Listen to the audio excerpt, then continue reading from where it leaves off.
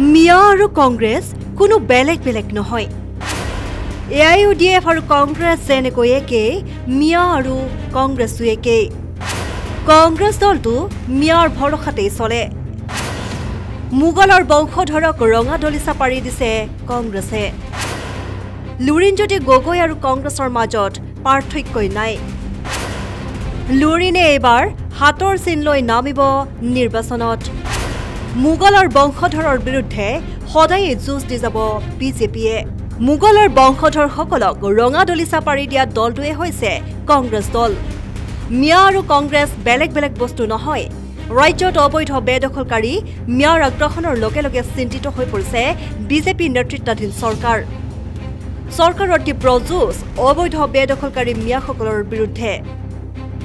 BJP চৰকাৰৰ এই যুঁজ অব্যাহত থকাৰ মাজতে মুখ্যমন্ত্ৰী ডক্টৰ হিমন্ত বিশ্ব শৰ্মাৰ মন্তব্যৰ পিছতে এইবাৰ মন্তব্য আহি পৰিছে বিজেপিৰ ৰাজ্যিক সভাপতি দিলীপ শইকীয়াৰ পৰা। অসমখনক মোগলৰ পৰা ৰক্ষা কৰিব লাগিব বুলি প্ৰতিশ্ৰুতিবদ্ধ বিজেপি চৰকাৰ। এফালে বিজেপিয়ে মোগলৰ বংশধৰ তথা উত্তৰসূৰীসকলক যিমানেই অসমৰ পৰা আঁতৰোৱাৰ চেষ্টা কৰিছে, সিমানেই কংগ্ৰেছ দলটোৱে মোগলৰ বংশধৰক ৰঙা দলিচা পাৰি বিভিন্ন সুবিধা দিয়াৰ সমান্তৰালকৈ ভূমি পট্টালৈকে দিছে বুলি মন্তব্য দিলীপ শইকীয়াৰ। মিয়াসকলৰ লগত কংগ্ৰেছ দলটো থাকক আৰু বিজেপি সদায় খিলঞ্জীয়াৰ সৈতে থাকিব বুলি পুনৰাই ক'লে বিজেপিৰ ৰাজ্যিক সভাপতি দিলীপ শইকীয়াই। লুৰিণজ্যোতি গগৈয়ে এইবাৰ কংগ্ৰেছৰ পৰা হাতৰ চিহ্ন লৈ নিৰ্বাচনত নামিব বুলি কৈ দিলীপ শইকীয়াই ক'লে, লুৰিণজ্যোতি গগৈ কংগ্ৰেছৰ ষ্টাৰ কেম্পেইনাৰ হোৱাটো বহু বেছিয়েই দুৰ্ভাগ্যৰ কথা। কংগ্ৰেছ AIUDF বা অজাপৰ বিৰুদ্ধে সদায় যুঁজ দিবলৈ সাজু বৰ্তমানৰ বিজেপি চৰকাৰ। শৰাইঘাটৰ শেষ ৰণ আমি যুঁজিছোঁ। শৰাইঘাটৰ শেষ ৰণত আমি যেনেকৈ যুঁজিছোঁ, আকৌ আমাৰ বিৰুদ্ধে যুঁজা শক্তিও এটা আছে। শৰাইঘাটত বদন বৰফুকনৰ যি ভূমিকা আছিল বা সেই সময়ত বদন বৰফুকন যি ভূমিকা আছিল, তেনেকুৱা ভূমিকা এতিয়াও বিশেষভাৱে ৰাজনৈতিক ক্ষেত্ৰখনত একাংশ বিৰোধী ৰাজনৈতিক দলৰ চলি আছে। গতিকে কেৱল আমি মোগলৰ বিৰুদ্ধেতো যুঁজিমেই, কিন্তু আমি যুঁজিব লগা হৈছে বিভিন্ন ফ্ৰণ্টত।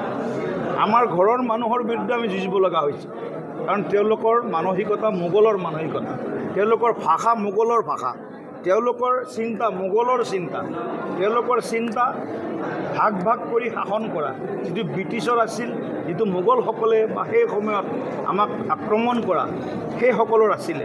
গতিকে আজিও আমাৰ সন্মুখত বহু মোগলৰ বংশধৰ আছে। কিছুমান শাৰীৰিক ৰূপত আছে, কিছুমান মানসিক বা চিন্তা বা যিটো কওঁ আমি আইডিঅ'লজি আদৰ্শ ভিত্তিক আছে। গতিকে আমি বিভিন্ন ফ্ৰণ্টত যুদ্ধ কৰিব লগা হৈছে। লাচিত বৰফুকনদেৱৰ আদৰ্শক যদি আমি জীয়াই ৰাখিব লাগে, এই বদন বৰফুকন ৰূপী এইসকলক কিন্তু আমি ৰেহাই দিব নোৱাৰোঁ। এইসকলৰ বিৰুদ্ধে আমি যুঁজিব লগা হৈছে। গতিকে শৰাইঘাটৰ ৰণ চলি আছে।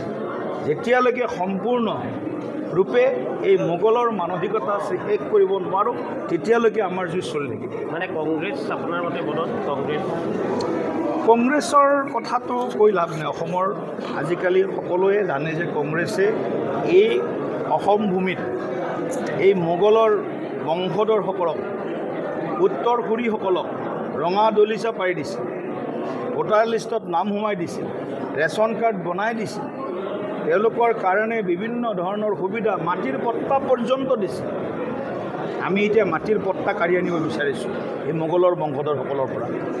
গতিকে খিলঞ্জীয়া মানুহ আমি সকলোৱে এক হৈ থাকিব লাগিব, কিন্তু মিয়াসকলৰ বিৰুদ্ধে আমাৰ যি যুদ্ধ, সেই যুদ্ধ আমি চলাই গৈ থাকিম যেতিয়ালৈকে শেষৰজন মিয়াই অসমৰ আমাৰ জাতীয় যিবিলাক সম্পদ আছে, নামঘৰৰ পৰা সত্ৰৰ পৰা আৰম্ভ কৰি আমাৰ সংৰক্ষিত বনাঞ্চল আছে, ঐতিহাসিক আমাৰ অঞ্চলবিলাক আছে, সেইবিলাক যেতিয়ালৈকে বেদখলমুক্ত কৰিব নোৱাৰোঁ, তেতিয়ালৈকে আমি আমাৰ যুদ্ধ চলাই যাম। আৰু কংগ্ৰেছ এতিয়া মিয়া আৰু কংগ্ৰেছ বেলেগ নহয়। AIUDF কংগ্ৰেছ যেনেকুৱা এক, মিয়া আৰু কংগ্ৰেছ একেই। তেওঁলোকৰ একমাত্ৰ তেওঁলোকৰ ভৰসা হৈছে মিয়াসকল। গতিকে তেওঁলোক মিয়াসকলৰ লগত থাকক, আমি অসমৰ খিলঞ্জীয়াসকলৰ লগত থাকিম। AIUDFৰ ষ্টাৰ কেম্পেইনাৰ বা পাৰ্টনাৰ হিচাপে এইবাৰ অসমৰ নিৰ্বাচনত OACয়ে ইয়াত প্ৰাৰ্থী দিব। মই OACটো শুনা নাই, কিন্তু কালি আপোনালোকৰ সংবাদ মাধ্যমত শুনিছোঁ লুৰিণজ্যোতি গগৈয়ে হাতৰ চিম্বলত বোলে তেওঁলোকে ইলেকশ্যন খেলিব। সঁচা নাই মিছা আপোনালোকে এইটো অসমৰ ৰাইজক জনাই দিব।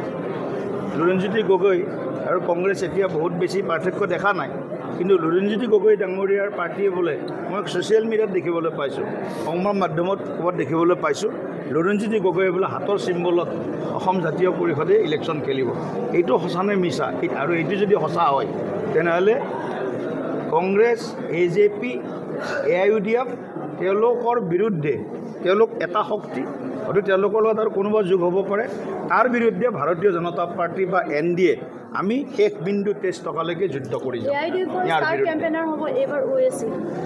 এইটো মই নাজানো কিন্তু OAC কিমান প্ৰভাৱ বিস্তাৰ কৰিব পাৰে মই নাজানো কিন্তু লুৰিণজ্যোতি গগৈৰ নিচিনা ব্যক্তিয়ে যদি কংগ্ৰেছৰ ষ্টাৰ কেম্পেইনাৰ হয় তাতকৈ দুৰ্ভাগ্যৰ কথা অসমৰ ৰাজনীতিত অসমৰ ইতিহাসতে আকৌ থাকিব নোৱাৰে বিশেষ প্ৰতিবেদন নিউজ ডেস্ক ৰিপৰ্ট